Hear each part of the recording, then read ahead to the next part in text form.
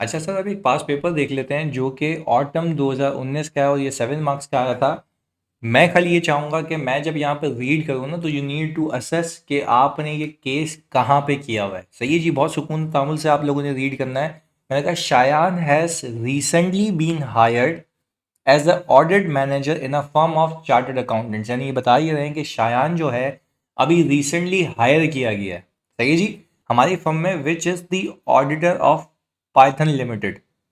यानी हम ऑडिटर हैं पाइथन लिमिटेड के। सही है जी।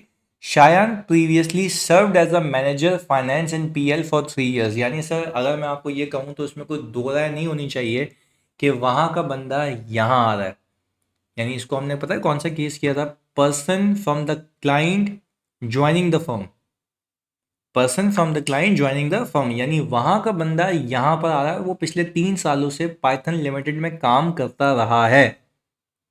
अच्छा मुझे एक बात बताओ, पहले यही सोच के दिमाग में आता है कि वहाँ का बंदा जब यहाँ पर आएगा तो कौन कौन से थ्रेड हो सकते हैं सर, एक एक करके। सर सबसे पहला सेल्फ रिव्यू थ्रेड, अपनी ही काम को इवेल्युएट करेगा। सही जो, क्योंकि देखो फाइनेंस मैनेजर है, मैनेजर फाइनेंस है। तो आपको नहीं लगता कि मैनेजर फाइनेंस है तो वो इस पोजीशन में होगा कि फाइनेंशियल रिपोर्टिंग के ऊपर उसकी सिग्निफिकेंट इन्फ्लुएंस रही होगी। फाइनेंशियल रिपोर्टिंग के ऊपर क्या रही होगी, सिग्निफिकेंट इन्फ्लुएंस, क्योंकि सारी चीज़ें उसके हाथ से गुजरी होंगी ना। तो वो अपनी ही चीज़ों को इवेल्युएट कैसे करेगा। मैं फिर रिपीट कर रहा हूँ, अपनी चीज़ों को कैसे इवेल्युएट करेगा। और सर आपको नहीं लगता 3 साल से एक बंदा काम कर रहा है तो वहाँ पे उधर उसके लिए एक फैमिलियरिटी थ्रेड भी रहेगा। फैमिलियरिटी थ्रेड, सर फैमिलियरिटी कैसे भाई, फैमिलियरिटी थ्रेड ऐसे कि सर हम ये कहेंगे कि भाई यहाँ का वो यहाँ पे जो बंदा काम कर रहा है पहले वहाँ पे 3 साल काम कर चुका है तो उसकी दोस्ती यारियाँ होंगी। तो he will be too sympathetic to their views as well. माना कि वो अब ऑडिट मैनेजर पर रह के तो वहीं से ही आया ना। तो सर कितने थ्रेड्स हो गए, 2। आगे देखते हैं।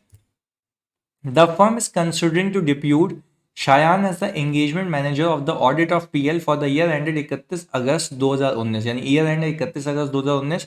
ये मे भी टाइपिंग मिस्टेक हो सकती है पर खैर चलो, 31 अगस्त ही है, हम अज्यूम कर लेते हैं 31 अगस्त ही ईयर एंड है मेरा। सही है जी। आगे मैंने कहा required identify the possible threats which may arise and discuss दियर। देखो बोल रहा है क्या, इस सिचुएशन से थ्रेट कौन सा आएगा, वही बात हमने जो सीखी हुई है, फ्रेमवर्क अप्लाई करना है। और सिग्निफिकेंस किस चीज पे बेस करती है, also discuss the safeguards required to mitigate the threats under each of the following assumption. यानी बोल रहा है कि भाई ये अजम्पशंस हैं और देखो क्या क्या हो सकता है। वो बोल ये रहा है शायन ने रिजाइन किया 30 जून 2019 को। शायान ने रिज़ाइन किया है 30 जून 2019 को। दूसरा केस बोल रहा है शायान ने रिज़ाइन किया है 30 जून 2018 को। अब ज़रा खुदा के वास्ते मेरी बात को फोकस होकर सुनना। मैंने आपको एक चीज़ सिखाई थी ये केस करवाते वक्त। एक बंदा अगर उसी पीरियड में, नहीं लेट से अगर मैं कहूँ मेरा ईयर एंड 31 अगस्त 2019 है, तो ये शुरू कब से हुआ होगा सर, 1 सितंबर 2018 से। क्या मैं कह सकता हूँ 1 सितंबर 2018 से 31 August 2019 is my year and. और ये इस पूरे साल में, प्लीज सुनिएगा, ये पूरे साल में क्लाइंट पे काम करता रहा है। अगर मैं पहले केस की बात करूं, सिर्फ ये ईयर एंड खत्म होने से 2 महीने पहले भाई रिजाइन करके आए, तो क्या आप कह सकते हैं कि ये जो बंदा अब आपके पास आया है फर्म में और ये उसी क्लाइंट का ऑडिट करेगा तो ये इतना सिग्निफिकेंट साइड होगा कि ये रिड्यूस नहीं हो सकता, क्योंकि वो अपने काम को ही, पूरे साल के काम को चेक कर रहा होगा। और फैमिलियरिटी थ्रेड भी सिग्निफिकेंट होगा। तो देखो सिग्निफिकेंस तो इन बातों से पता लग रही है ना कि भाई एक तो 3 इयर्स से associated duration, time duration since he has been there, तो ये थ्रेड सिग्निफिकेंट है। और दूसरा सर सिग्निफिकेंस इस पर भी बेस कर रही है कि ये उसी पीरियड में आ रहा है, यानी हम यूं कहें कि ये उसी पीरियड में रिजाइन करके आ रहा है जिस पीरियड का वो ऑडिट कर रहा है। तो sir thread created would be so significant. Sir what if अगर मैं 30 जून 2018 की बात करूं, ये देखो ये फैक्टर्स हैं सोचने के कि भाई सिग्निफिकेंस किस चीज पे बेस करती है। भाई एक अब फ्रेमवर्क लगाओ ना, फ्रेमवर्क क्या कह रहा है भाई, फ्रेमवर्क ये कह रहा है कि भाई यहाँ पे थ्रेड कौन से आते हैं। सर आपने कहा सेल्फ रिव्यू और फैमिलियरिटी आता है, मैंने कहा सर इसके अलावा क्या थ्रेड आते हैं। सर आपने को कोई थ्रेड नहीं आते। फिर आप बोलते हैं ये थ्रेड सिग्निफिकेंट है या नहीं है। सर सिग्निफिकेंट इस तरीके से है कि वो पिछले 3 सालों से वहां पे एसोसिएटेड है, तो ये सिग्निफिकेंस मैटर हो गया। दूसरी चीज सर 3 साल से एसोसिएट है, मैं भी मान रहा हूं, पर एक और भी तो सिग्निफिकेंट चीज है जो कि यहाँ पे इस लेवल को बहुत ऊपर लेके जा रही है, इस थ्रेड को बहुत सिग्निफिकेंट बना रही है। वो क्या है, सर वो ये है कि ये उसी साल रिजाइन करके आया जिस साल का वो ऑडिट करने वाला है, यानी जिस ऑडिट पीरियड के लिए इसको हमने जिम्मेदार ठहराया है कि भाई तुम एक काम करो, तुम्हारा ईयर एंड 31 अगस्त 2019 है ना, तुम इस पीरियड का ऑडिट करोगे। तो भाई ये तो थ्रेड बहुत सिग्निफिकेंट हो गया, क्योंकि वो बंदा रिजाइन कब करके आया सर, 30 जून 2019 को रिजाइन करके आया। पूरा साल तो ये वहीं बैठा हुआ था, पूरे साल इसने काम किया, इसी के बनाए हुए एफएस होंगे, इसी से गुजरी हुई चीजें होंगी। तो हाउ इज दिस पॉसिबल वो अपनी गलती खुद निकालेगा? उसकी क्रेडिबिलिटी पे डाउट आ जाएगा, वो नहीं करेगा। अच्छा व्हाट इफ अगर 30 जून 2018 होता, कि अगर उस बंदे ने 30 जून 2018 पर रिजाइन किया, मतलब बात समझिएगा, मेरा ईयर एंड कब शुरू हुआ है सर, 1 सितंबर 2018 से। तो क्या मैं कह सकता हूं कि वो रिजाइन उस पीरियड में करके आया है जो मेरे ऑडिट पीरियड में फॉल नहीं करता? मेरा ऑडिट पीरियड क्या है, फोकस होके, मेरा ऑडिट पीरियड क्या है सर? मेरा ऑडिट पीरियड है 1 सितंबर 2018 से 31 अगस्त 2019। तो अगर वो उससे पहले रिजाइन कर चुका है तो दैट मीन्स कि ये पूरा साल पाक साफ है, इसने इस साल में काम नहीं किया। बट हाँ, अगर 2018 ईयर के यहाँ पे कुछ इम्पैक्ट्स हैं तो उसने उन डिसीजंस को इवेल्युएट करना है जो उसने लिए थे, जिसके इम्पैक्ट यहाँ पर आ रहे हैं। सर ये बात नहीं समझे, वापस से सुनते हैं। पहला केस वापस से करते हैं सर। पहला केस, पहले केस में क्या है कि भाई वो 30 जून 2019 को रिजाइन करके आया। 30 जून 2019 के रेजिग्नेशन का मतलब समझते हो कि वो उसी साल का ऑडिट करेगा जो पूरा साल ये कंप्लीट करके वहां पर आया है। तो सारी चीजें अपनी ही रिव्यू कर रहा होगा। सर अगर मैं दूसरे केस की बात करूं, दूसरे केस के अंदर उसने रिजाइन किया है ये इसका ऑडिट ईयर शुरू होने से पहले, यानी जिस साल का वो ऑडिट करने आया ना शायान भाई, शायान जिस साल का ऑडिट करना है वो पीरियड क्या है सर? वो पीरियड है, देखो ये टेक्निकलिटीज है जो मैं आपसे डिटेल में डिस्कस कर रहा हूँ। ये जो शायान है, जो वहां पे 3 साल फाइनेंस मैनेजर रह कर आया है, और जो यहाँ पर वो आया है दूसरे केस के अंदर, वो कब आया है सर? उसने रिजाइन किया 30 जून 2018 को।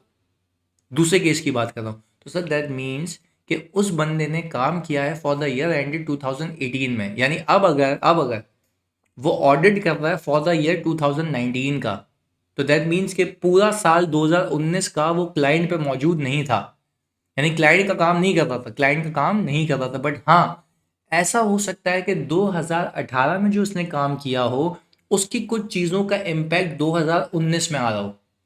कैसे? अगर इसने फिक्स एसेट रजिस्टर बनवाया था तो जो ओपनिंग बैलेंसेस होंगे उसका डेप्रिसिएशन, उसका अगर बेका है तो गेन और लॉस ऑन डिस्पोजल यहाँ पे आ रहा होगा। तो वो कहता ही है कि भाई जरा देख लो, एक बंदा जब वहां से यहाँ पर आ रहा है तो सिचुएशन क्या है, वो कब रिजाइन करके आया है, ड्यूरेशन क्या है, टेन्योर क्या है। भाई अगर जिस साल का आप ऑडिट कर रहे हैं 2019 का उसी साल आया, तो वो तो पूरा साल वहां ठहर के आया है, तो सारी चीजें अपनी इवेल्युएट कर रहा होगा, तो threat created would be so significant. पर हाँ, अगर आपका ऑडिट ईयर शुरू होने से पहले, आपका ईयर एंड शुरू होने से पहले, यानी आपका ईयर एंड क्या है, जो ऑडिट करने आया ये शायद, वो क्या पीरियड है, 1 सितंबर 2018 से लेके 31 अगस्त 2019, यही है। तो मैं कह रहा हूँ इस पूरे टेन्योर के अंदर ये क्लाइंट पे नहीं था, वो रिजाइन कर चुका था, तो दैट मीन्स कि ये पूरा साल पाक साफ है। पर एक्सेप्ट किसके? उन डिसीजंस के जो उसने 18 में लिए थे जिसके इम्पैक्ट 19 में है, तो उसने वो तो इवेल्युएट करने होंगे, उसका थ्रेट अभी भी है।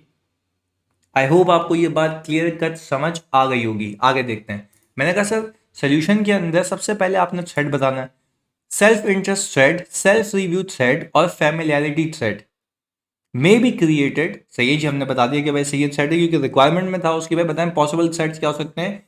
Shayan previously being the manager finance was in a position to exert significant influence over the preparation of PL accounting records. मैं फिर रिपीट कर रहा हूं, आपने ऐसे ही इसको रिप्रोड्यूस करना है। ये अंग्रेजी मैंने हाईलाइट इसलिए की है ताकि आप इसको रिप्रोड्यूस कर सके एग्जाम में। मैं क्या कह रहा हूँ, Shayan being a finance manager एक ऐसी पोजीशन में था जो फाइनेंशियल रिपोर्टिंग के ऊपर सिग्निफिकेंट इन्फ्लुएंस एक्सर्ट करता था, यानी सिग्निफिकेंट इन्फ्लुएंस रखता था। देखो क्या लिखा हुआ है, being the manager finance was in a position to exert significant influence over the preparation of PL accounting records, which would now be subject to his own review in the capacity of the audit manager। यानी वो बोल रहा है कि वो financial statements की preparation के ऊपर, क्योंकि फाइनेंस मैनेजर है भाई, उसके बगैर चीज हो ही नहीं सकती, उसके पास से ही गुजरेगी। तो क्या मैं कह सकता हूँ finance manager, being a finance manager, Shayan had a significant influence over the preparation of FS which is now subject to his own review। यानी अब वो subject to his own review, यानी अब उसको खुद नहीं रिव्यू करना है। बात क्लियर है? आगे फिर कहता है further more, since Shayan has work for 3 years in PL, he may be influenced by his ex subordinates. Considering these facts, the threat appears to be significant. देखो दो चीजें बताई ना, एक तो वो अपना काम खुद रिव्यू करेगा, और दूसरा 3 सालों से वहां पर है, तो लेवल क्या है सिग्निफिकेंट, लेवल क्या थ्रेड कैसा सिग्निफिकेंट है, वो भी यही बोल रहा है जो मैंने ऊपर बोला था। आगे अब दो केसेस, पहला केस क्या है, अगर Shayan previously work in PL till 30 June 2019, तो भाई वो पूरा साल वहां पर काम करके आया, वो पूरे साल को ही अपने काम को रिव्यू करेगा या वापस यहाँ पे ऑडिट। अभी पूरी एग्जांपल्स दी, तो आप कहता हूं कि भाई since he resign during the period covered by the audit period, यानी उसने उस पीरियड में रिजाइन किया है जिसमें ऑडिट पीरियड कवर हो रहा है मेरा। यानी मैं कह ये रहा हूं कि भाई मेरा ऑडिट पीरियड है सितंबर 1 2018 से लेके 31 अगस्त 2019, और ये पूरा साल वहां पे बैठा हुआ था। तो आपके ऑडिट पीरियड में रिजाइन करके आया ना, तो वो अपने काम को पूरा ही देख रहा होगा, टेक्निकली वहां पे भी पूरा एफएस वही बना के आया होगा। तो अब देखते क्या कहता है, since he resign during the period covered by the audit, the threat created would be so significant कि कोई सेफगार्ड इसको रिड्यूस नहीं कर सकता। Consequently Shayan shall not be part of audit team, ये मैंने आपको बता दिया था। दूसरा, अगर शायान ने काम किया है 30 जून 2018 तक, तो threat created would be for decisions made और work perform by the Shayan in the prior period. बात समझिएगा, threats would only be created, मैंने आपको क्या बताया, थ्रेड सिर्फ किस चीज के होंगे, उन चीजों के होंगे जो डिसीजन और काम उसने किया था 18 में, जिसके इम्पैक्ट 19 में।